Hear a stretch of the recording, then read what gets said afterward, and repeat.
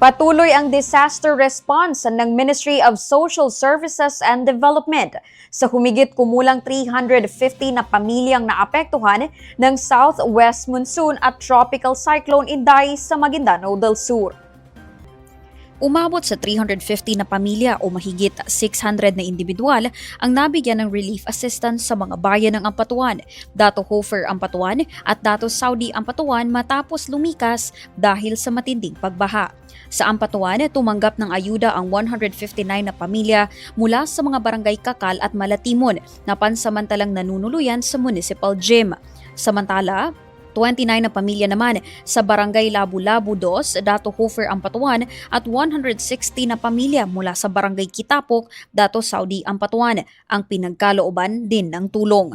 Kabilang sa ipinamahagi ng MSSD ang 25 kilong sako ng bigas, family food packs, sleeping kits, modular tents at iba pang pangunahing pangangailangan.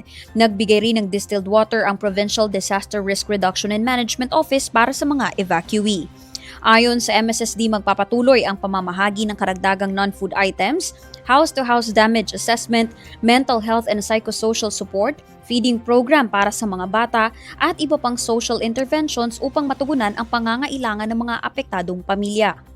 Samantala, nakatakda ring mamahagi ang MSSD Ampatuan Municipal Field Unit ng karagdagang non-food items sa mga darating na araw, kabilang ang hygiene kits, water kits at modular tents upang higit pang matugunan ang iba pa nilang pangangailangan. Pinag-aaralan din ang pagpapatupad ng Cash for Work program na magbibigay ng pansamantalang trabaho sa mga residente habang hinihikayat ang kanilang aktibong pakikilahok sa clearing at declogging ng mga waterways, gayon din sa bamboo planting bilang bahagi ng mga hakbang upang mapabuti ang drainage system at makatulong sa pagpapalakas ng flood mitigation measures. Katuwang din ng MSSD sa relief distribution ang lokal na pamahalaan, mga barangay local government units at provincial at municipal disaster risk reduction and management offices.